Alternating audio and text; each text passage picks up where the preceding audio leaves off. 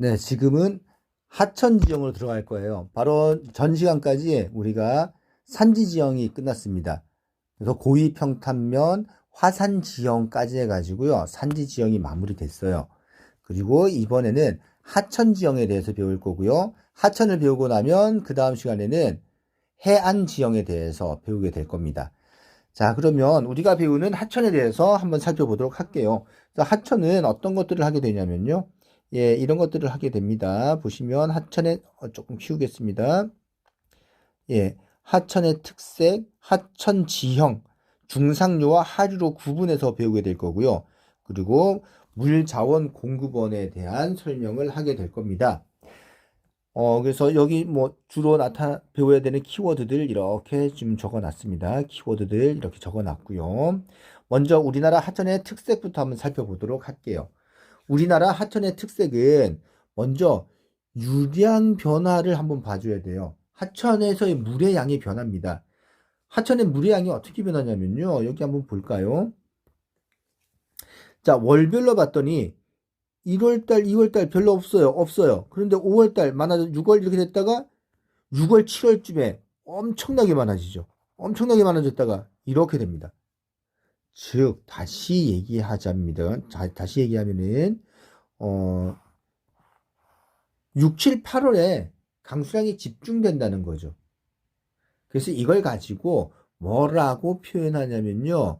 우리나라는 여름철에 집중 강수가 나타난다고 표현해요. 하계 집중 강수. 그러면 물의 양이 여름에는 많지만 겨울에는 물의 양이 적겠죠. 즉 하천의 물의 양이 많을 때와 물의 양이 적을 때의 차이가, 유량의 차이가 클까요, 작을까요? 굉장히 큽니다. 그래서 그걸 비교한 걸 가지고 또 뭐라고 얘기하냐면은 옆에 나와 있는 거 하상계수를 비교했어요. 하상계수라고 하는 것은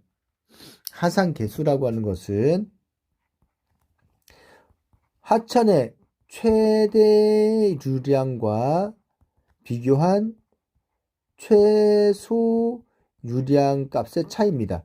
요거 바꿔야 되겠네요. 최소 유량 대 최대 유량. 즉, 바꿔서 써줄게요. 다시. 하천의 최소 유량을 1로 봤을 때 최대 유량이 얼마인가 라는 거예요. 자, 봤더니 뭐 섬진강 300배, 한강 250배, 낙동강도 250, 와, 엄청나죠, 지금. 예. 300배, 400배 이렇게 넘어갑니다. 즉, 뒤에 값이 클수록 하상계수는 크다. 라는 거예요. 하상계수가 크다. 왜 클까? 라고 하면은 바로 이것 때문입니다. 여기 나와 있죠? 바로 요거. 그래서 우리나라는 여름철 집중호우가 나타나고 좁은 유역 면적이 나타나기 때문에 우리나라는 하상계수가 커요. 뭐가 크다고요? 하상계수가 커요. 그래서 유량이 불안정합니다. 유량이 불안정하다. 이 유량이 불안정하다는 말을 다른 말로 뭐라고 표현하냐면은 유황이 불안정하다라고 표현을 해요. 그럼 우리나라는 이렇게 여름철에 비가 많이 내려서 하천이 확 불어나고 겨울철에는 물이 쫙 말라버리고 이게 반복된다는 거죠. 계절에 따라서. 따라서 여름에는 무슨 피해가 많이 날까요? 무슨 피해? 여름에는 홍수, 겨울과 봄철에는 가뭄이 반복적으로 발생합니다. 그럼 이 피해를 줄이려면 우리는 어떻게 해줘야 될까요? 다목적된 건설하고요. 저수지 건설하고요. 조림 사업 해줘야 돼요. 조림 사업, 숲을 만들어준다. 즉 나무를 심어준다는 거예요. 산에. 그렇게 하면은 유량이 안정적으로 기여된다. 돌려서 얘기하면은 하상 개수가 커질까요? 작아질까요? 감소될 수 있다라고 하는 말입니다. 그 다음에, 우리나라는 이 얘기도 같이 해주면 좋을 것 같은데, 우리나라는요, 이건 말고도요, 우리나라는요, 자, 이거는 계절로 본 거잖아요. 계절로만 봤는데, 우리나라는 해에 따라, 해에 따른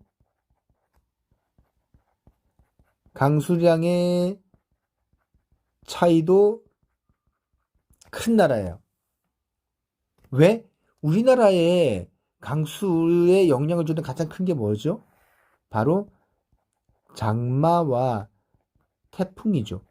그래서 그 해에 장마와 태풍이 어떻게 나타나느냐에 따라서 해에 따른 강수량 변동도 굉장히 큽니다.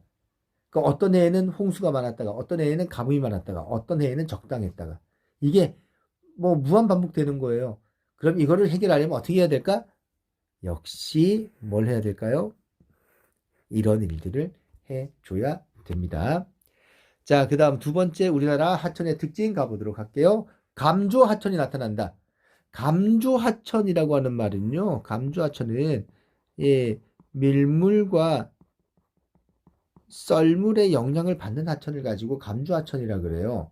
그래서 여기 보시면 서남에 하는 큰 조차로 밀물과 썰물 때 하천의 흐름이 바뀌는 하천. 바뀌는 하천. 즉 썰물 때에는 바다로 흘러가는데 밀물 때에는 오히려 육지로 역류합니다. 와, 이렇게 육지로 바닷물 역류하다가 역류하는데 너무 많이 역류했어. 그럼 어떻게 될까요?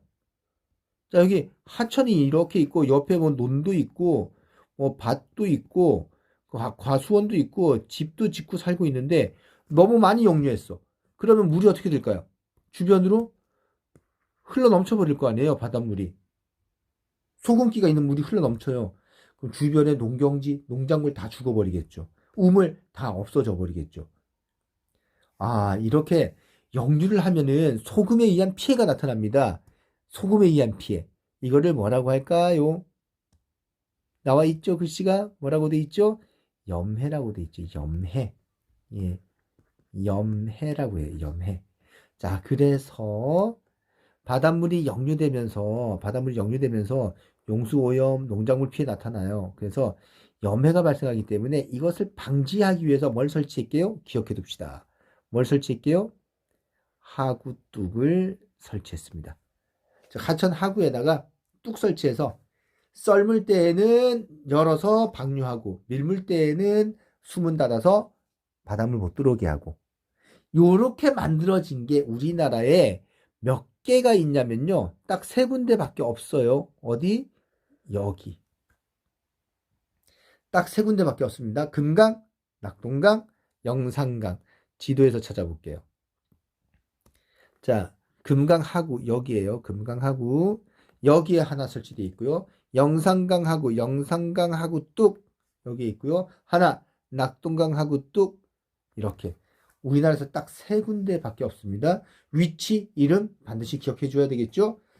설치한 목적은 역류를 방지해서, 해수의 역류를 방지해서 염해를 방지하기 위해서 만든 거예요.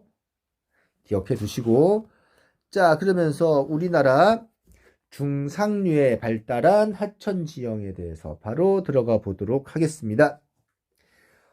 우리나라 중상류에 발달한 하천 지형은요, 어떤 것들이 있냐면, 이런 게 있네요. 하천 중상류에 발달한 지형, 감익공유 하천과 하안당구, 선상지, 침식분지, 이런 지형들이 있습니다. 자, 먼저 감익공유 하안당구부터 해볼게요. 자, 이렇게 생각해 볼까요? 낮고 평탄한 땅을 흘러가던 하천이 있습니다. 낮고 평탄한 땅을 흘러가는 하천이 있어요. 낮고 평탄한 땅을 여기 하천이 흘러갑니다. 그런데요, 얘가 융기를 했어요. 뭘 했다고요? 융기. 그래서 얘가요, 이렇게 돼버린 거예요. 그러면 원래 요 위를 흘러가던 하천이 어떻게 될까요? 하방 침식력이 그러니까 높아졌으니까 밑으로 떨어지는 힘이 세질 거 아니에요. 여기 흘러가고 있었는데 밑으로 뚝 떨어져서 여기를 흘러가고 있겠죠. 그림의 느낌, 차이 느껴지시나요? 차이? 네. 자, 그러면 원래 여기는 평지였을 거예요. 원래 여기는 평지였는데 지금은 하천이 한 400m 파고 내려갔다고 칩시다. 몇 미터? 한 400m.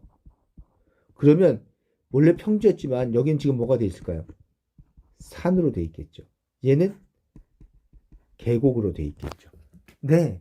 이렇게 밑으로 파고 내려간 하천을 가지고 감입공유 하천이라고 얘기합니다. 예, 감입공유 하천이라고 얘기합니다.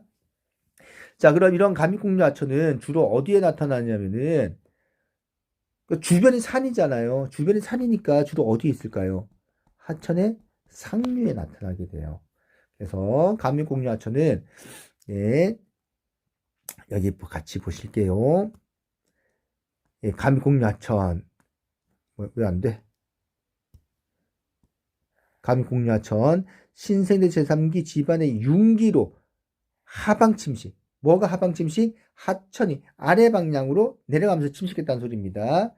자, 그래서 여기는 경사가 급하고 유속이 빨라요. 그래서 래프팅, 급류타기와 같은 관광지로 굉장히 각광받고 있습니다. 어디가 유명할까요? 뭐 영월의 청룡, 뭐 유로 평균과 구화도도 형성되는데 대표적인 곳으로 영월의 청룡포 같은 곳이 있습니다. 여기에 대표적인 곳이 어디 있을까요? 영월에 가면은 영월의 동강, 서강, 그다음 우리 근처에 있는 삼척의 오십천, 인제에 가면은 인제의 내린천, 예, 이런 하천들이 바로 감입공유 하천에 속합니다. 감입공유 하천에 속합니다. 자, 그럼 하천이 원래 흘렀던 자, 여기 다시 한번 그려보면은 하천이 원래 흘렀던 곳이 있을 거 아니에요.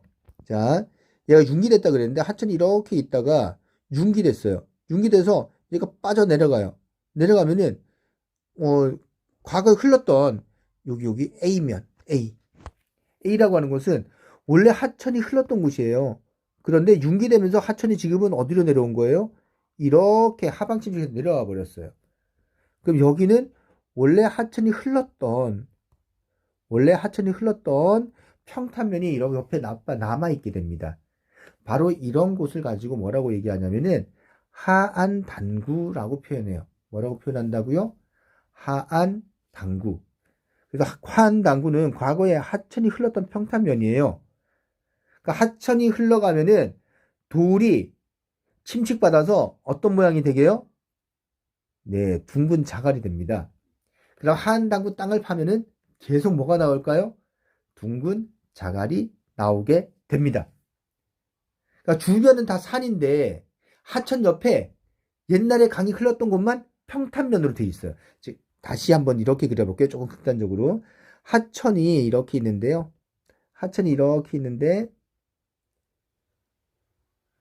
이렇게 돼 있어요. 여기가 지금 하천이에요. 하천입니다. 여기 평탄면 A, 하안단구. 여기 산. 그럼 사람들은 산에서 살아야 될까요? 평탄면에서 살려고 할까요? 평탄면에서 살려고 합니다.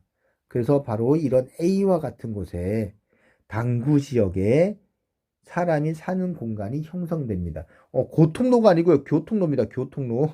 예, 오타 있네요. 교통로. 예, 고통도 아니고요. 예, 예, 교통로입니다. 교통. 예, 그래서 사람이 산다는 거죠. 그래서 여기 보시면 지금 여기에 보시면 지도 바꿔볼게요. 하천이 이렇게 흘러가고요. 여기에 A라고 하는 곳. 평탄면이 나타납니다. 여기는 산이죠. 네, 바로 여 A라고 하는 곳이 하안단구에 해당하고 지금 요 하천, 땡땡강, 이 하천은 감입공유 하천. 사람들은 어디에 살고 있어요? A에 모여 살고 있죠? 하안단구. 여기 밭 하려고 땅을 파보면 어떤 돌이 나와야 돼요? 둥근 자갈 나와야 됩니다. 이해되셨죠? 예, 그 다음에 선상지로 바로 넘어갈게요. 선상지는 이런 곳이에요. 선상지는 급경사 지역에서 완경사로 나와요. 즉 산지 계곡 같은데 급경사에서 완만한 지역으로 나왔어요. 그러면 하천이 보실까요? 하천의 속도가 어떻게 될까요? 하천의 속도. 하천이 쭉 오다가 갑자기 평지를 만났어. 그럼 여기를 중심으로 유속이 물이 지금 이렇게 흘러가고 있는 거예요. 유속이 빨라질까요? 느려질까요? 급경사에서 완경사 만나니까 유속이 감소하게 되죠. 속도가 감소하면은 가지고 왔던 물질들을 다 이렇게 쌓아버립니다. 이렇게 물질들을 쌓아버려요. 이렇게 해서 만들어진 퇴적층을 가지고 선상지라고 표현했어요. 선상지. 이렇게 해서 만들어진 지형을 가지고 선상지라고 표현했습니다. 자, 그럼 이 선상지라고 하는 곳은 어떤 특징을 나타낼까요? 선상지는 같이 볼게요. 골짜기 입구에서 경사가 급변하게 되는 지점이에요. 자, 그런데 얘는 산에서 바로 내려왔잖아요. 그러면 아직 입자가 큰 편일까요? 작은 편일까요? 퇴적 물질이. 산에서 바로 내려왔으니까 아직 퇴적 물질이 커요. 퇴적 물질이 큽니다. 퇴적 물질이 크면 물이 잘 빠질까요? 물이 잘 고일까요? 즉 배수라고 해요. 배수. 물이 잘 빠질까요? 물이 잘 고일까요? 물질이 굵으면 모래 같은 아이들이잖아요. 자갈 같은 아이들. 예, 배수가 굉장히 잘 됩니다. 잘 된다. 배수력이 좋다라는 소리예요. 그럼 물이 잘 고이지 않아요. 그럼 어떤 일이 벌어지냐면은 여기 선생님이 여기 그려줄게요. 여기까지 물이 흘러와요. 하천이 흘러오는데 문제는 그 다음에 여기에 입자가 굉장히 굵은 아이들이 B에는 굉장히 입자가 굵은 아이들이 나타난다는 거죠. 따라서 물이 위로 흐르지 못하고 물이 지하로 흘러버려요. 이렇게. 물이 지하로 흘러버려요. 지표면에 왜? 너무 굵으니까 지하로 흐르지 못하는 거예요. 그러다가 평지를 만나는 곳에서 다시 물이 여기서 다시 이렇게 흘러갑니다. 평지를 만나는 곳에서. 그래서 C에서 다시 물이 흐른다. 그러면 생각해 볼까요? A에서는 사람이 살려면 반드시 뭐가 있어야 돼요? 물이 있어야지 살 수 있죠. A에는 물이 있나요, 없나요? 계곡 여기까지 흘러오니까. 여기는 물이 있습니다. 지표면에. B에는 지하는 물이 흘러도 지표면에 물이 없잖아요. 여긴 물이 없어요. C에는 물이 다시 흘러가죠. C에는 물이 있습니다. 그러면 사람은 어디에 살고 어디에 안 살까요? 그렇죠. A와 C에서는 사람이 살아요. 하지만 B에서는 사람이 살지 않아요. 전통적으로 봤을 때 그렇습니다. 자, 그러면 종합해 보면은 부채꼴 모양의 퇴적 지형이 나타난다라고 되어 있어요. 그래서 전체적으로 봤을 때 이렇게 부채꼴 모양의 퇴적 지형이 나타나게 되고요. 제일 높은 곳 A를 선정이라 그래요. 선정은 물이 있습니다. 취락이 발달하고요. 중앙 B는 선상지의 중앙이에요. 선상지의 중앙. 여기 물이 없어요. 물이 없습니다. 그래서 밭 혹은 과수원이 나타납니다. 밭 혹은 과수원으로 이용되고요. 취락이 형성되지 않았습니다. 옛날에 선단은 여기 C죠. C. 물이 다시 흘러가면서 평지를 만난다 그랬죠. 그래서 여기는 물이 다시 흘러요. 용천됩니다. 그래서 취락이 형성되고요. 이제 평지를 만났기 때문에 여기는 논농사가 가능합니다. 그래서 선정, 선앙, 선단 세 가지를 반드시 구분하셔야 합니다. 자, 그러면서 침식분지 지역으로 들어가는데요. 침식분지는 우리가 설명할 게 좀 많습니다. 침식분지는 얘기할 것들이 좀 많기 때문에 얘는 따로 시간을 내서 가르치도록 하겠습니다. 여기까지 하고 다음에 침식분지부터 들어가도록 하겠습니다. 조금 빠르죠? 예, 지금 온라인 때 여기 진도를 조금 빨리 나가려고 선생님 조금 서두르고 있습니다. 이해해 주시길 바라고요. 모르는 거 있으면 언제든지 톡으로 질문하세요. 선생님 가르쳐 드릴게요.